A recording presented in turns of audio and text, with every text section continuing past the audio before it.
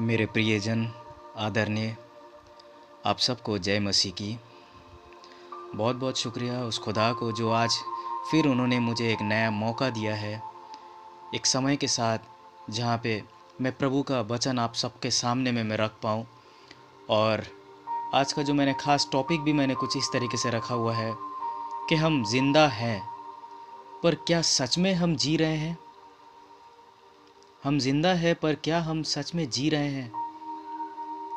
मैंने आज ये टॉपिक इसलिए रखा है क्योंकि कई दफ़ा हमने देखा है कि हमारी ज़िंदगी चुनौती से भरी हुई है, लेकिन फिर भी क्या सच में हम आत्मा में जीवित हैं? ये सवाल आज मैं आप लोगों के सामने रख रहा हूँ। तो आइए सबसे पहले मैं एक शुरुआत हम एक छोटा सा प्रार्थना से हम करेंगे, क्योंकि प्रभु की उपस्थिति, पवित्र आत्मा की उपस्थिति हमारी ज़िंदगी में बहुत ज़्यादा महत्वपूर्ण रखता है। जहाँ पवित्र आत्मा की उपस्थिति होती है, वहाँ पे हर एक चुनौती, संकष्ट, दुविधाएं, कष्ट सब खत्म होती है। तो आइए हम एक छोटा सा प्रार्थना करते हैं। हालेलुया। जीवित परमेश्वर, स्वर्ग अनि पृथ्वी के मालिक, तेरा धन्यवाद। हालेलुया। तू खुदाओं का खुदा है, तू राजाओं का राजा है, तू सर्वशक्तिमान परमेश्वर है। प्रभु तेरा धन्यवाद। हालेलुया। खुदा तेरा धन्यवाद जो तूने आज हमारे बीच में आकर आज हमें एक नया जीने का नज़रिया दिखाया। आज हमारे गुनाहों से तूने हमें तौबा करना सिखाया। प्रभु तेरा धन्यवाद। पिता, तेरा कलाम हमारी ज़िंदगी में बेशक एक ऊर्जा बनकर आई है। तेरा कलाम हमारी ज़िंदगी में हर एक चीज़ को बदल कर रखा है प्रभु, क्योंकि बेशक तेरा कलाम कहता है, और जैसे कि हम अच्छी तरीके से जानते हैं कि मत्ती के 18 के 20 अध्याय में कुछ इस तरीके से लिखा हुआ है कि जब 2 या 3 लोग मेरे नाम पर एक साथ जमा होते हैं तो मैं वहाँ उनके बीच मौजूद होता हूँ। हालेलुया। बेशक प्रभु आज तेरी उपस्थिति की बहुत आवश्यकता है। पवित्र आत्मा बेशक शुरुआत से लेकर अंतिम तक हमारे साथ में बने रहे। कहीं कोई भी गलतियाँ हो तो बेशक माफ़ करे। धन्यवाद पिता परमेश्वर। विनती चढ़ाते हैं प्रभु यीशु क्रिस्त के ऊंचा पवित्र नाम से। आमीन आमीन। मेरे विश्वासियों, जैसे कि मैंने आपको कहा, जो आज मैंने शीर्षक रखा है, हम जिंदा हैं पर क्या सच में हम जी रहे हैं? मेरे विश्वासियों, आज मैं आपके सामने कोई लेक्चर देने नहीं आया। आज मैं आपके दिल से बात करने आया हूं। बाइबल कहता है मनुष्य बाहर के चेहरे देखता है, पर प्रभु हृदय को देखता है। आमीन। प्रभु हृदय को देखता है, बाहरी बनावटी या बाहरी चेहरा को नहीं देखता है। खुदा का कलाम हमारी ज़िंदगी में बहुत ज़्यादा महत्वपूर्ण, बहुत ज़्यादा मायने रखता है। आज इसके एक एक कलाम को हम अपनी ज़िंदगी में बेशक दावी रखकर हम हमेशा घोषणा करते हैं, और हर एक चीज़ों से हम बेशक छुटकारा हमें मिलती है। ठीक उसी तरीके से आज हम शुरू करेंगे 1 शमूएल 16 का 7, 1 शमूएल 16 का 7। आज हम जानते हैं कि ये 1 शमूएल 16 का 7 हमसे क्या कहना चाह रहा है, और ये खुदा का कलाम हमारी ज़िंदगी में कितना ज़्यादा महत्वपूर्ण है, जो आज हम इस सारी चीज़ों को आज हम बेशक गहरे रूप से हम जान पाएंगे। तो 1 शमूएल 16 का 7 में कुछ इस तरीके से कह रहा है, पर खुदा ने शमूएल से कहा, उसके चेहरे या उसकी लंबाई को मत देख, उसके चेहरे या उसके लंबाई को मत देख, क्योंकि मैंने उसे चुना नहीं है। क्योंकि मैंने उसे चुना नहीं है। क्यों? क्योंकि खुदा इंसान की तरह नहीं देखता। इंसान बाहरी शक्ल देखता है, लेकिन खुदा दिल को देखता है। आमीन। तो देखिए खुदा का वचन, खुदा का कलाम हमसे क्या कह रहा है? खुदा बाहरी रूप को नहीं, बल्कि प्रभु हृदय को देखता है।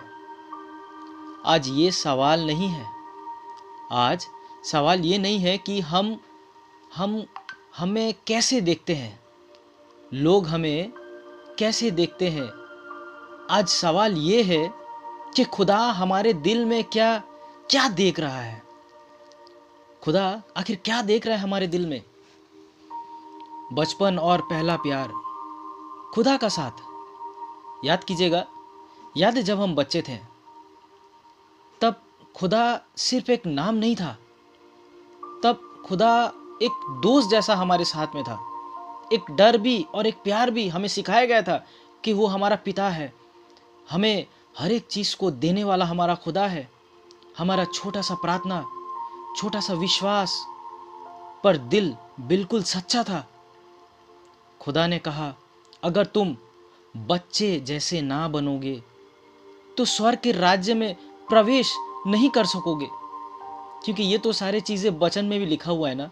अगर हम मत्ती के 18 का 3 अगर हम पढ़ें तो हमें ये चीज़ बहुत ही अच्छी तरीके से हमें पता चलता है।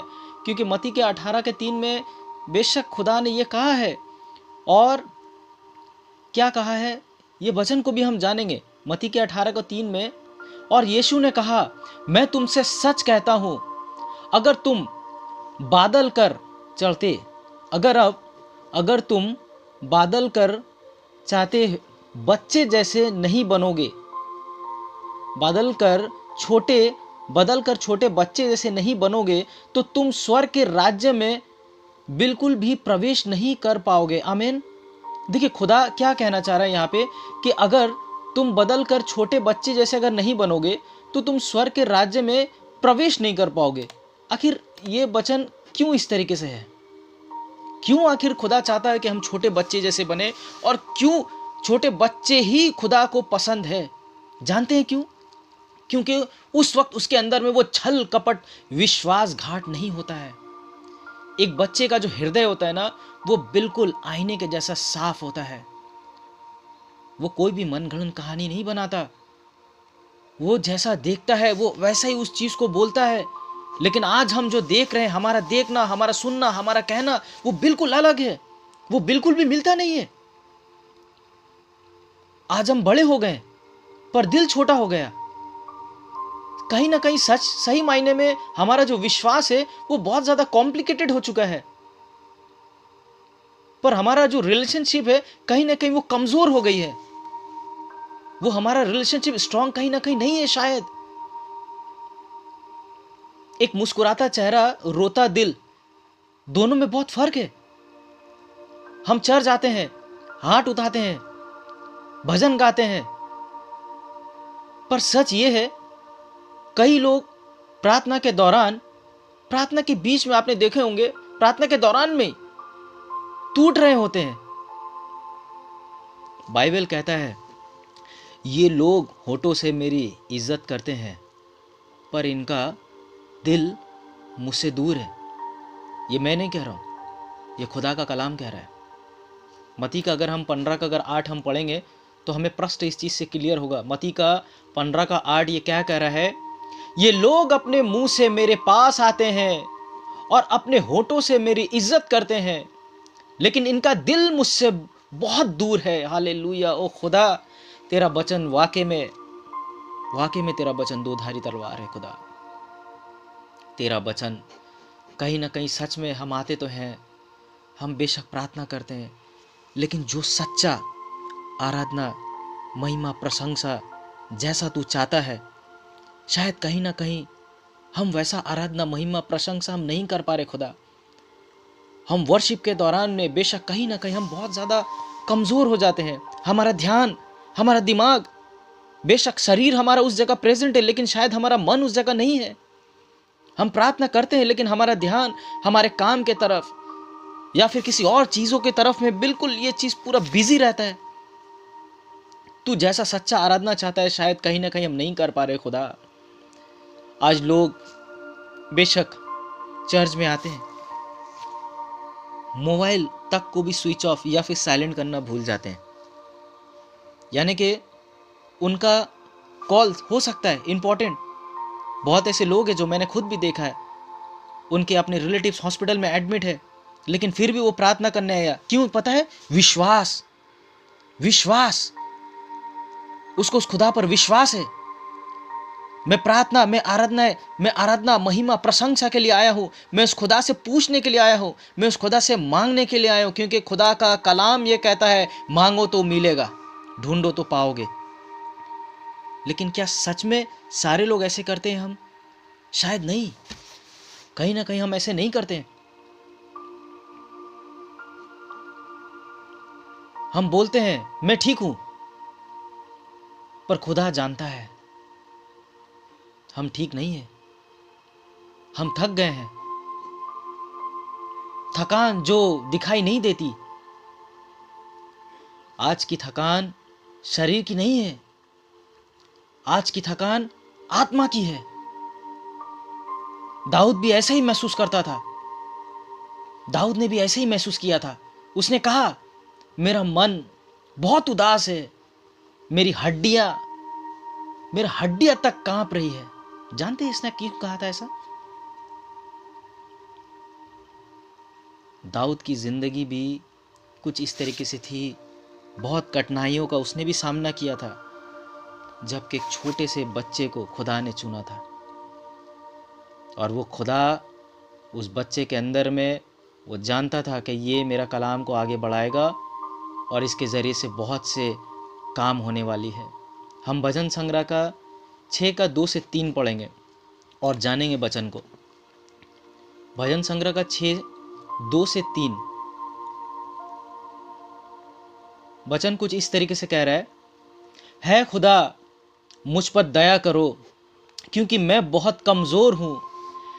है खुदा मुझे चेंज कर दे, मुझे चंगा करो क्योंकि मेरी हड्डियाँ तो दुख रही है, मेरी आत्मा भी बहुत घबरा गई है खुदा आखिर कब तक। ध्यान दीजिए, दाऊद ने ये एक सवाल किया है। अंतिम में अगर आप 3 नंबर का अगर आप पढ़ेंगे तो 3 नंबर में कुछ इस तरीके से कहा गया है, मेरी आत्मा भी बहुत घबरा गई है खुदा आखिर कब तक। यानी कि वो सवाल कर रहा है कब तक, यानी कि उसकी ज़िंदगी में भी जाहिर सी बात है यहाँ चुनौती थी। क्योंकि अगर किसी की ज़िंदगी में अगर चुनौती ना आए तो इस तरीके का कलाम नहीं आता है।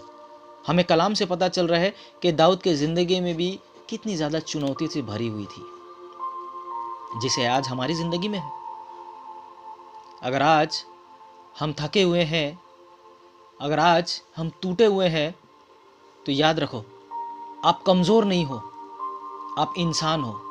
हम बेशक इंसान हैं और खुदा ने यानी कि जीसस ने, यीशु ने खुद ये कहा था, है सब परिश्रम करने वालों और बोझ से दबे हुए मेरे पास आओ, मैं तुम्हें विश्राम दूंगा। आमीन।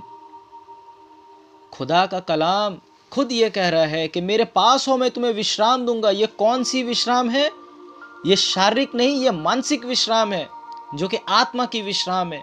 हम अपने आप में टूटे हुए हैं, आज हम अपने आप में टूटे हैं, क्योंकि मत्ती का 11 का 28 ये कह रहा है, मत्ती का 11 का 28 खुद ये कह रहा है कि मेरे पास आओ तुम सब जो मेहनत से थक गए हो और बोझ से दबे हो, मैं तुम्हें आराम दूंगा। ओ खुदा, तू बेशक आराम देने वाला खुदा है प्रभु, क्योंकि जब हम तुझे सच्चे दिल से जब हम तुझे याद करते हैं, हमारी दुख मुसीबतें सब कम सी हो जाती है खुदा। लोग आज हमारे शरीर में अगर कोई रोग आता है तो हम उसे, जाहिर सी बात है, हम दवा खाकर हम उसे कंट्रोल करते हैं, लेकिन क्योर करने वाला तो तू है मेरे खुदा। क्योर करने वाला तो तू है। तेरे जरिए से तो आज हमें एक ऊर्जा मिलता है, तेरे जरिए से, तेरे कलाम के द्वारा से हमारी जिंदगी में परिवर्तन तो तू ही है खुदा। अगर शायद तू आज नहीं आता तो हमारी जिंदगी में ऐसा परिवर्तन नहीं होता। हम तो वैसे ही अपनी पुरानी जिंदगी में रहते, दुख कष्ट, लड़ाई झगड़ा, भेद, जाति, धर्म, ऐसे आज हम डूबे रहते। लेकिन तूने हमें जिंदगी का सही मायने में हमें दिखाया कि हमें अपनी जिंदगी को कैसे आगे चलना है, कैसे अपनी जिंदगी को आगे बढ़ना है। क्योंकि ये तो एक ऐसा दुनिया है जो कि एक दिखावा का है, जो अनंत काल तक तू हमारे साथ है। और बेशक एक ऐसा दुनिया हम देखेंगे जिसके विषय में तूने दावी किया था, तूने कहा था वचन, क्योंकि तेरा वचन कभी भी नहीं टल सकता मेरे खुदा। विश्वासियों, माँ बाप और वक्त का दर्द, माँ बाप और वक्त का दर्द, जरा सोचिए, कब लास्ट टाइम आपने अपनी माँ को सिर्फ बैठकर देखा था? कब कब लास्ट टाइम आपने अपने फादर से पूछा था क्या आप ठीक हो, क्या सब ठीक है? वो जो वर्ड जो अंदर से आया हुआ वो वर्ड कब आया था? जानते क्यों मैं ऐसा कह रहा हूँ? बाइबल क्या कहती है? हमारा धर्मशास्त्र पवित्र बाइबल क्या कहता है पता है आपको? अपने पिता और अपनी माता को आदर कर ताकि तू लंबी आयु पाए। आमीन। ये इफिसियंस के 6:2 में लिखा हुआ है। अगर आप इफिसियंस के 6:2 कलाम को अगर आप पढ़े तो वहाँ क्या लिखा हुआ है? अपने पिता और माता को सम्मान करो, ये पहला आया है ना? ये पहला आज्ञा है जिसके साथ वचन जुड़ा हुआ है। आमीन। देखिए, खुदा का कलाम खुद हमसे ये कह रहा है कि अपने माँ बाप को आदर करो। क्या वो आदर सच में हम कर रहे हैं? हम बोलते हैं कल मिलेंगे, कल बात करेंगे, पर बाइबल वार्निंग देती है, तुम जो कल की बात यानी कि तुम जो कल के बारे में घमंड करते हो, तुम नहीं जानते कि कल क्या होगा। हमें नहीं पता कल क्या होने वाला है, किसी को नहीं पता है। कल हमारे साथ में क्या हो जाए कोई नहीं जानता। एक छोटा सा घटना हर किसी की जिंदगी को बदल सकता है। सिर्फ एक छोटा सा घटना। आज हम जीवित हैं, हो सकता है कल मैं इस पृथ्वी से मैं चला जाऊं, मेरा अस्तित्व ही मिट सकता है। कल के बारे में कोई नहीं जानता है। ये मैं नहीं कह रहा हूं, ये खुदा का कलाम कह रहा है। यानी कि याकूब अगर हम पढ़े 4:14 में तो वहां पे क्लियर लिखा हुआ है। याकूब 4:14 क्या कह रहा है? तुम्हें यह भी नहीं पता कि कल क्या होगा, तुम्हारी जिंदगी क्या है, ये तो एक भाप जैसी है जो थोड़ी देर के लिए दिखाई देती है और फिर गायब हो जाती है। आमीन। ये वचन बहुत डीपली, बहुत ही रहस्यमय वचन है। जिंदगी हमेशा एक जैसा नहीं रहता है। आप बेशक आज आप कष्ट में हो, आप दुविधा में हो, आप बहुत सारे चैलेंजेस फेस कर रहे हो, लेकिन याद रखिए आपका जो आने वाला दिन है वो बेशक प्रभु ने फिक्स किया हुआ है और आपको बिल्कुल भी टूटना नहीं है, क्योंकि देने वाला आपका परम पिता आपका इंतजार कर रहा है कि देख, तेरे लिए मैंने ये सारी चीज़ें तय कर रखा था। सवाल ये बनता है कि आज हम कितने ज़्यादा पेशेंस, धैर्यता में हैं। आज हम किस तरीके से वो सिचुएशन को हैंडल कर रहे हैं। आज हम किस तरीके से अपने लोगों के साथ में बिहेव कर रहे हैं, ये हमारी ज़िंदगी में सबसे ज़्यादा मायने रखता है। कल एक धोखा है, सिर्फ आज सच है।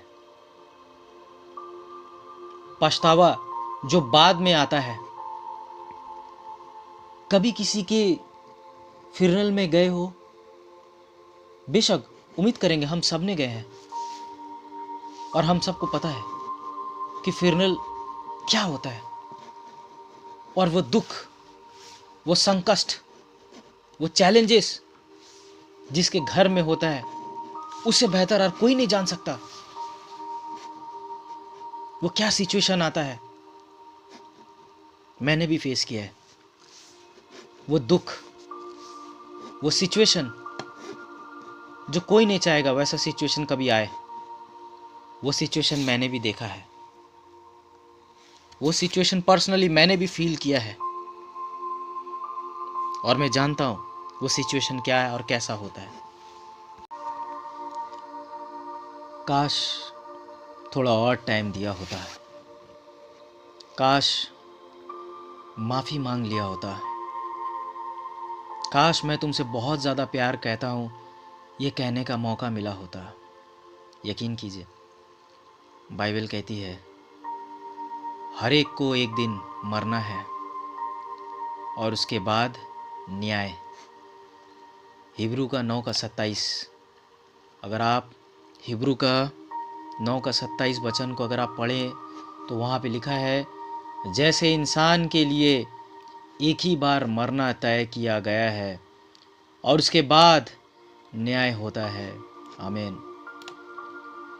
हमें पता है कि जो हम इस पृथ्वी में आए हैं, हमें एक दिन जाना है, लेकिन जो तय की गई हुई जो समय है वो हमें नहीं पता। सिर्फ एकमात्र पिता परमेश्वर प्रभु को, हमारा पिता को पता है। बाइबल कहता है, और जितने भी सारे जो वचन आज हमने पढ़ा है वो बेशक सच है। इसीलिए बाइबल आज ही यही चीज़ कह रहा है कि अगर तुम उसकी आवाज़ सुनो तो अपना दिल को कठोर मत करो।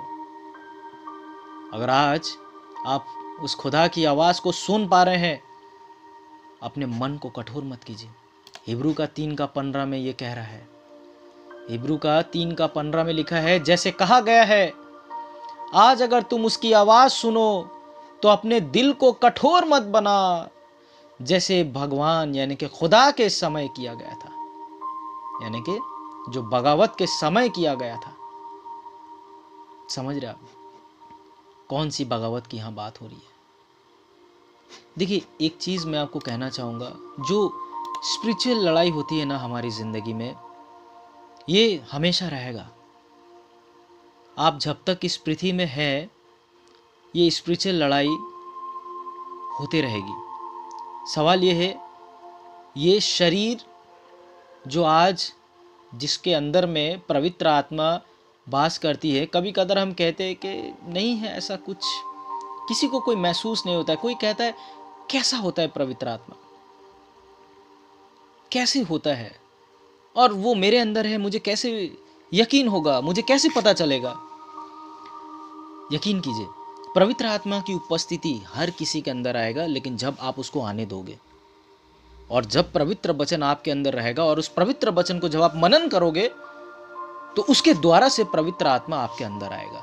क्योंकि यीशु जो आंसू समझता है, सबके खूबसूरत बात ये है, सबसे खूबसूरत बात, यीशु आंसू से घबराता नहीं। जब लाजरस मरा, यीशु ने प्रीच नहीं की दी, यीशु ने प्रीच नहीं दिया। बाइबल कहती है यीशु रो पड़े। यूहन्ना का 11:35 में एक छोटा सा जो वर्ड्स है, यीशु रो पड़े। बस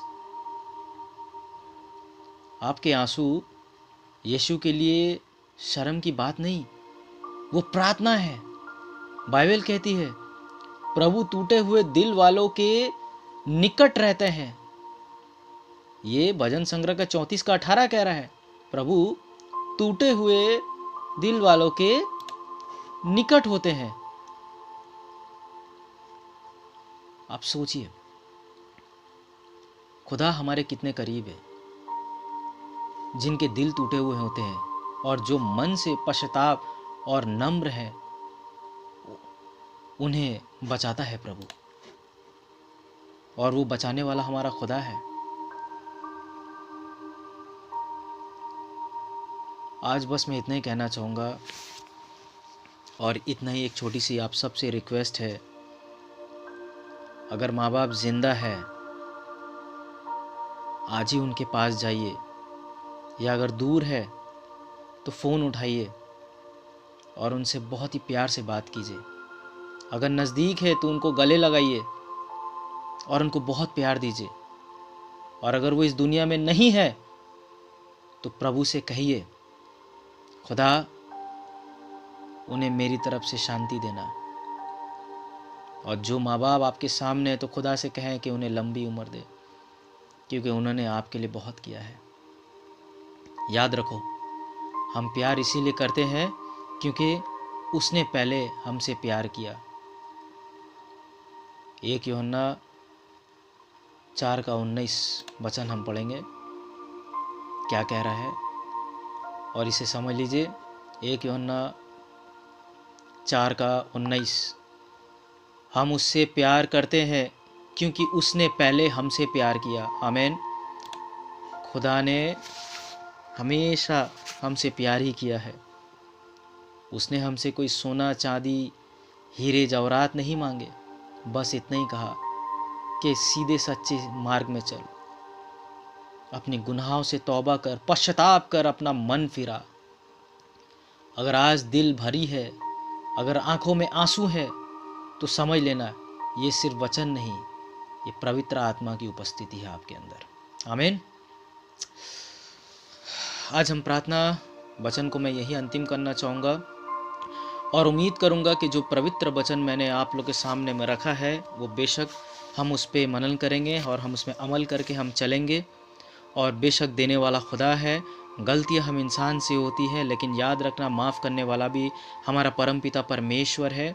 हम ज़िद या घमंड कर कर यकीन कीजिए हम कोई चीज़ हासिल नहीं कर पाएंगे। ज़िद और घमंड एक ऐसा कीड़ा है जो हमें अंदर से खोखला बना देगा, दीमक के जैसा। अगर वाकई में अगर अपने आप के अंदर में परिवर्तन बदलाव चाहते हैं तो सबसे पहले अपने घमंड को चकनाचूर करो। खुदा की उपस्थिति वहीं होगी जहाँ पे आप खुदा को सच्चे मन से याद करोगे। आमीन। आइए हम एक छोटा सा प्रार्थना करते हैं और यही हम अंतिम करते हैं। पवित्र पवित्र पवित्र सर्वशक्तिमान परमेश्वर प्रभु यीशु तेरा धन्यवाद, हालेलुया। खुदा तू बेशक खुदाओं का खुदा है, तू राजाओं का राजा है, तू सर्वशक्तिमान परमेश्वर प्रभु यीशु है, हालेलुया। खुदा तू जानता था कि इस पृथ्वी में हम लोगों के वो रगत में शक्ति नहीं, जिस कारण से तूने अपना इकलौता पुत्र प्रभु यीशु क्रिस्त को इस पृथ्वी में भेजा ताकि उनके पवित्र लहू के द्वारा से हमें उद्धार मिले। आज हमें हमारे गुनाहों से तौबा करने का हृदय तूने दिया, उसके लिए धन्यवाद। खुदा बेशक हम पाप में थे, हम अंधेरे में थे, लेकिन तूने हमें गले लगाया। हमारी पापों से क्षमा तूने किया।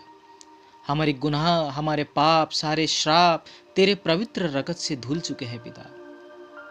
खुदा आज हमारी ज़िंदगी में ना जाने कितने ज़्यादा संकट, दुविधा, चैलेंजेस आती रहती है, लेकिन हर वक्त तू हमारे साथ है खुदा। हर तरह की परिस्थिति से निकालने वाला परमेश्वर तू ही है। हमारे मन को छूने वाला परमेश्वर तू ही है मेरे खुदा। प्रभु यीशु तेरी उपस्थिति हमारी ज़िंदगी में बहुत ज़्यादा मायने रखता है खुदा। तेरा धन्यवाद, तेरा जय जयकार। प्रभु आज ना जाने हम जैसे लोगों के कितने घर में आज बहुत सारी चीज़ों को लेकर आज परेशानियों का हमें सामना करना पड़ता है। कभी पैसों को लेकर, कभी दुख मुसीबतों को लेकर, कभी रोग बीमारी को लेकर। प्रभु हम सबको इस तरीके के रोग बीमारी, पैसों की जो आवश्यकताएं हैं, हमें इनसे निकाल प्रभु। हम जब तक जीवित है परमेश्वर खुदा, तेरी उपस्थिति सदा सर्वदा हम पर इसी तरीके से बना रहे। हमारे गुनाहों से जिस तरीके से तूने तौबा करने की जो हृदय तूने दिया है उसके लिए धन्यवाद। हमें किसी का भी बेशक प्रभु हमें लाचार ना बना, हमें कमज़ोर ना बना। हम बेशक पिता परमेश्वर तेरे साथ, जैसे तू हमारे साथ है, हम सदा सर्वदा तेरे साथ रहे। तेरे कहे मुताबिक, तेरे वचन पे हम आगे बढ़ते रहे खुदा। इस दिन जिंदगी में जब तक हम यहाँ पे जीवित है इस पृथ्वी में प्रभु, हमें हर तरह की चुनौती से, सारे इम्तिहान से हमें निकाले रख प्रभु। हमारे घर में जो भी आज चैलेंजेस है, चाहे वो पैसे को लेकर या रोग बीमारी को लेकर, प्रभु सारी चीज़ों से हमें निकाल। आज जितने लोग हमारे भाई बहन जो आज देश विदेश में काम के लिए गए हैं, उनकी ज़िंदगी में बेशक कामयाब बना सबको। पैसों को लेकर कभी भी किसी को कमी ना हो खुदा, कभी भी कोई रोग बीमारी से ना जूझे खुदा। तू देने वाला परमेश्वर है। बेशक तेरा कलाम कहता है, मांगो तो मिलेगा, ढूंढो तो पाओगे, ढकढकाओ तो द्वार खुलेगा। खुदा तू देने वाला परमेश्वर है। धन्यवाद पिता परमेश्वर। आज इस पृथ्वी में जितने भी मंडली हैं, जितने भी विश्वासी हैं जो तुझ पर विश्वास करते हैं, उनका विश्वास सदा सर्वदा बनाए रख। जो आज विश्वासी पीछे जा चुके हैं, उनको भी तू बुला पिता और सच्चाई दिखा कि देख सच्चा खुदा मैं ही हूँ। ऐ परमेश्वर, तेरा वचन, तेरा कलाम कहता है कि एक दिन आएगा, जो कि सैमुएल के 2 अध्याय के 10 के 11 में लिखा है कि एक दिन आएगा जो एक एक घुटना तेरे सामने झुकेगा और एक एक जवान में तेरा ऊंचा पवित्र नाम होगा। हालेलुया। खुदा तेरा जय जयकार हो, तेरा धन्यवाद परमेश्वर। मेरे मालिक, हम क्या दे सकते हैं सिवाय धन्यवाद के। प्रभु, जब तक हम इस पृथ्वी में हैं, हमें किसी भी चुनौती में या किसी भी हमें चैलेंजेस में पड़ने ना दे प्रभु। हर तरह के चुनौती से हमें निकाले रख। तेरा धन्यवाद हो प्रभु। धन्यवाद पिता परमेश्वर। प्रभु, अब मैं प्रार्थना यही अंतिम कर रहा हूँ, इसी यकीन इसी विश्वास के साथ में कि तूने हमारी प्रार्थना को सुना है और स्वीकारा है। अगर हमसे प्रार्थना करने में कहीं कोई भूल हो गई हो तो बेशक हमारी गुनाहों को माफ़ कर और हमें बेशक पवित्र आत्मा प्रार्थना करना सिखाए। धन्यवाद पिता परमेश्वर। विनती चढ़ाते हैं प्रभु यीशु क्रिस्ट के ऊंचा पवित्र नाम से। आमीन आमीन।